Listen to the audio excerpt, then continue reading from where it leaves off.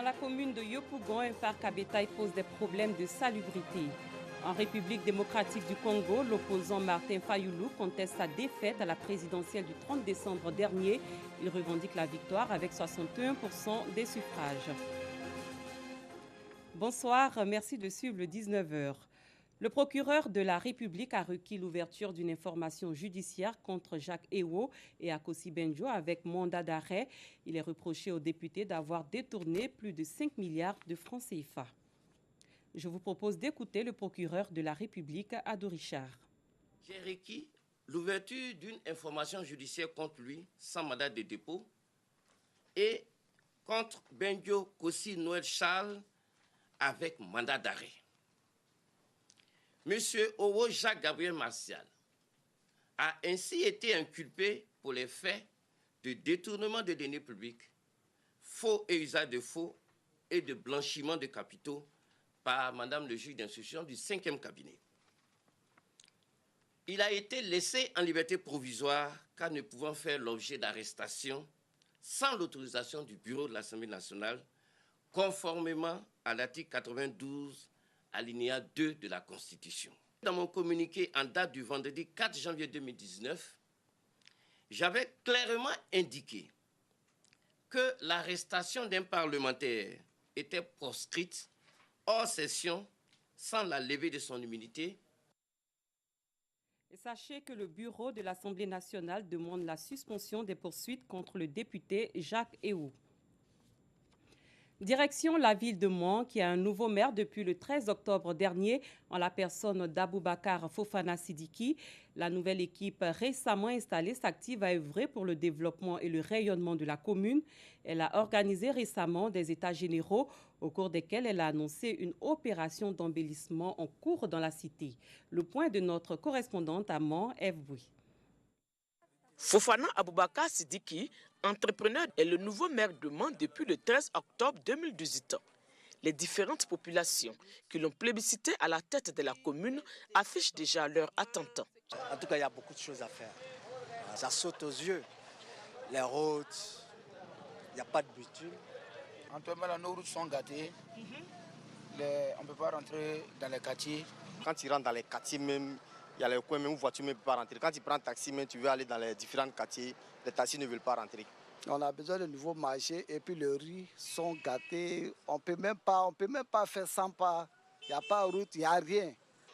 La première des choses d'abord, nous les femmes du marché, nous sommes fatiguées. Nous voulons que le maire arrange le marché pour nous les femmes. Et il doit nous donner de l'argent aussi pour que nous se débrouillons dedans. Monsieur le maire, ici, il y a tous les jeunes qui ne travaillent pas. Donc on veut qu'il n'y ait qu'à aider les jeunes pour travailler. Parce que ici, pour le moment, on est trop en retard. Il n'y a pas de travail, il n'y a pas de boulot, on est beaucoup ici, on est dans le chômage. Bon, on ne sait pas comment on va faire. Ajoutez à cela l'insalubrité grandissante, l'anarchie des installations sur les voies et artères, l'incivisme de certaines populations. Bref, la ville de Mans est méconnaissable. Le maire de Mans, conscient de ces nombreux défis à relever, prône d'abord l'union sacrée des fils et filles de Mans. Les premières tâches que nous allons mener, ça va être d'abord la cohésion sociale, travailler sur cette cohésion sociale, retrouver l'unité et l'union des enfants, des filles et des fils de Mans autour de la ville de Mans. Et ensuite, il entend s'attaquer aux problèmes cruciaux de développement relevés dans les principales attentes des populations. Mans souffre d'une absence totale d'infrastructures. Avec l'aide du gouvernement, nous allons travailler sur la voirie, sur les infrastructures économiques, notamment un marché, une zone industrielle. Mans aussi a besoin d'accompagnement de sa jeunesse. Et Mans aussi a besoin d'un accompagnement pour ces femmes, ces braves femmes qui se battent au quotidien pour pouvoir nourrir leur famille. Nous n'allons pas perdre du temps. La ville a besoin de sortir de cette situation. Un plan Marshall pour la cité des 18 montagnes, pourrait-on dire. Tout compte fait, il faut se mettre au travail. Des états généraux de la commune de Mans sont organisés sous l'impulsion de la nouvelle équipe. Objectif, inculquer d'abord une nouvelle vision de la gestion communale, ensuite faire un diagnostic précis de tous les maux de Mans. Pendant 2 jours, acteurs du secteur public, privé et de la société civile ont mené des réflexions participatives et inclusives afin de mieux orienter les décisions opérationnelles. Nous avons fait les états généraux de la culture, d'abord au niveau des infrastructures. Nous avons essayé de donner les difficultés que nous rencontrons dans la mise en place des infrastructures, au niveau de l'animation de la commune. Nous avons aussi fait des propositions et surtout au niveau de la vie même de la commune en matière culturelle. Et toutes ces propositions ont été faites et je crois que ça a été bien pris. Le séminaire il est bienvenu parce qu'il permet de clarifier certaines difficultés qui peuvent apparaître entre la mairie et les impôts, notamment en ce qui concerne certains contribuables. Nous serons en mesure donc d'avoir un plan d'action qui est arrêté. Ce plan d'action qui va être ensuite décliné dans un programme d'activité de la mairie. Et dès notre installation, nous allons entamer ce programme d'activité. Que la population se rassure, nous sommes une équipe qui est venue pour travailler, pour se mettre au service de la population et nous allons leur apporter le développement tant attendu. Nous allons leur apporter la construction, la reconstruction de notre ville que nous aimons tant. Redorer le blason de Mans, quelques actions sont déjà visibles. Par exemple, pour les fêtes de fin d'année, Mans a eu droit à une animation de jeux de lumière. Cette année à Mans, il y a de la merveille. Jeux de lumière qu'on a vu, on n'a jamais vu à Mans, c'est depuis on est né. Donc c'est pour cela qu'on est venu. Il y a aussi la pose de bandes blanches sur les voies pour mieux circuler. Une autre initiative à saluer, le début de désengorgement de l'avenue du marché, cette voie menant au centre hospitalier régional CHR de Mans, toujours obstruée. Les vendredis comme ça, ceux qui sont à l'hôpital, il y a des médecins qui ne vont même pas en voiture. Ils sont contraints de marcher, garer la voiture quelque part pour marcher, pour aller. Imaginez des gens qui marchent déjà, à fortiori des ambulances qui vont venir. Les ambulances restent ici, ils peuvent rester là pendant plus de 10 minutes pour se faire nourrir pour pouvoir arriver à l'hôpital. Il y a eu des cas de décès pour pouvoir se faire nourrir. Il y a des malades qui sont décédés dans les ambulances ici avant d'arriver à l'hôpital. L'occupation de la voie est illégale. Elle gêne les voitures, même nous les usagers, nous avons des difficultés même pour nous déplacer sur la route. Donc vraiment, je souhaiterais que les gens voient ce côté-là pour dégager ces commerçants qui occupent les places, les rues du marché. Espérons que la pose de ces bétons séparateurs réglera un tant soit peu le problème en attendant la construction d'un marché moderne. En définitive, l'équipe municipale conduite par Aboubakar Fofana se dit prête et promet que dans un avenir plus ou moins proche, Mans se revêtira de ses plus beaux apparats. Un parc à moutons pose des problèmes de salubrité en plein centre du quartier Banco 2 dans la commune de Yopougon. En période de pluie, ce parc dégage des odeurs nauséabondes et produit des déchets insupportables pour les habitants. Que faire face à cette situation? Notre reporter Doigt de Laser s'est rendu sur les lieux pour trouver des réponses. Un parc à bétail en plein centre. Nous sommes au Banco 2, un quartier de la commune de Yopougon. Maïga est commerçant. Il vend des moutons dans ce parc à bétail depuis plusieurs années. Pendant les fêtes, c'est là on reçoit beaucoup de clients. Après la fête maintenant, c'est lui qui a besoin. Comme ceux qui font des mariages, ceux qui font baptême, ceux qui font cadeaux dons aux gens, tout ça là. On arrive à trouver ces clients-là. Et puis on vend. Des fois on peut vendre 30, des fois on peut vendre 40, des fois on peut vendre 50. Ça dépend. Maïga n'est pas le seul à entreprendre cette activité dans ce parc à bétail. On nous a apporté beaucoup de choses. On peut subir aux besoins de mettre les enfants à l'école, de s'occuper des parents au village, tout ça là, de s'occuper des loyers, tout ça là.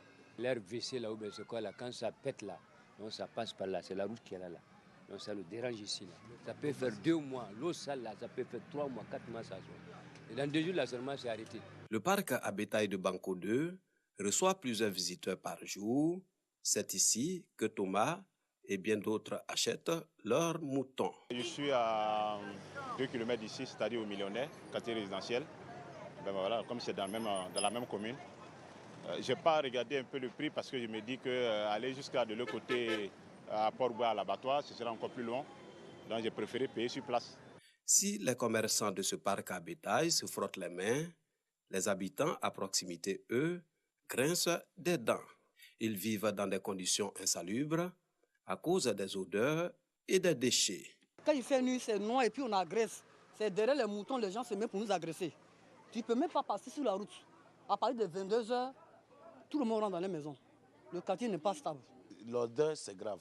À partir de minuit, 1h de la nuit où je me lève prier, tu ne peux pas. Ça, ce n'est pas un problème où la pluie. Maintenant, si on dit qu'il y a la pluie, Il y en a même un PC, un VC quoi ou quoi, qui pèse et ça passe. Si tu vas en monter, ça ici pour éviter. Avant, ça passait ici. Pour qu'on puisse mettre ça, c'était des guerres. Bon, ce sont des choses, on essaie à plusieurs reprises. Regardez ici. Ils habitent ici. Ils versent de l'eau ici. J'ai parlé à plusieurs reprises. Bon, moi je suis pasteur, il y a des palabres que je ne peux pas faire. Donc, j'ai fini par laisser. Normalement, ce n'est pas le meilleur emplacement parce que nous voulons, on veut évoluer. On parle aujourd'hui de la COP21 avec l'hygiène publique. Il y a les odeurs qui fatiguent les gens, il y a le problème de maladies et autres. Voilà. Par moment, on pense que c'est parce que, comment on appelle ça, on tombe malade, mais c'est tout ça là qui nous rend malade. Hein. Bon, ça nous dérange, mais plus que c'est notre métier, c'est notre travail. On ne peut pas laisser ça parler, s'asseoir à la maison. Qui va faire manger la famille? Et on est obligé de rester dedans. Tout le temps, souvent, on tombe malade, bon, tu vois. Mais on est obligé, c'est notre travail. Le parc à bétail existe depuis 2004, une situation que déplorent les riverains. Les autorités municipales approchées mesurent l'ampleur des désagréments causés aux populations, mais aucune solution n'est envisageable, selon le directeur technique de la mairie de Yopougon. La zone que les vendeurs de motos occupent est un domaine public. C'est un couloir électrique. Donc, ils s'occupent temporairement de cet espace. Nous avions pensé que ça ne devait pas être gênant. Mais à la pratique, c'est vrai que les occupants doivent faire un effort d'entretien, de sorte à ce que leur emplacement aussi, là où les excréments des moutons ne gênent pas les voisins. Aujourd'hui, si nous devons les maintenir là, il faut qu'on voit avec eux pour qu'ils construisent une clôture. C'est vrai, il y a déjà des appartements. C'est de faire en sorte qu'il n'y ait pas de sortie directe sur la voie, de sorte que les ordures soient gérées à l'intérieur de cet espace qui va être clos. C'est la seule manière pour l'instant. Sinon, comme vous le savez bien, à Yopougon, nous ne disposons plus d'espace pour affecter l'espace à une vente quelconque. Les artisans qui sont à Yopougon, la plupart d'entre eux sont installés sur le domaine public et sous le couloir électrique. En attendant qu'une solution soit trouvée, les riverains de Banco 2 devront vivre dans ces conditions insalubres qui mettent à mal leur santé. À l'étranger, en République démocratique du Congo, l'opposant Martin Fayulu conteste sa défaite à la présidentielle du 30 décembre dernier. Il revendique la victoire avec 61% des suffrages et a l'intention de saisir samedi la Cour constitutionnelle pour exiger le recomptage des voix. Jeudi, la CENI a proclamé vainqueur Félix Tshisekedi avec 38,5% des voix devant Martin Fayulu, qui lui ne recueillerait que moins de 35% des voix. Nous restons en République démocratique du Congo où des dizaines de jeunes s'en sont pris hier aux partisans de l'UDPS, l'Union pour la démocratie et le progrès social à Kinshasa, la capitale. Au lendemain de l'annonce de la victoire de Félix Tshisekedi à la présidentielle. Awa Diaby, Ami Koulibaly. À Kinshasa, les partisans de Félix Tshisekedi se réjouissent. Sa victoire à la présidentielle a été aussitôt contestée par une partie de l'opposition et par l'Église. On était en train de célébrer la victoire de notre président qui a été élu aux élections. Brusquement, j'aperçois un groupe de gens portant le drapeau du MLC, des bâtons, des bouteilles et des cailloux. Ils ont commencé à s'en prendre à nous et à gâcher notre fête. Il y a toujours eu un groupe de perdants et de gagnants. Aujourd'hui, nous sommes gagnants. Ils peuvent attendre la prochaine fois.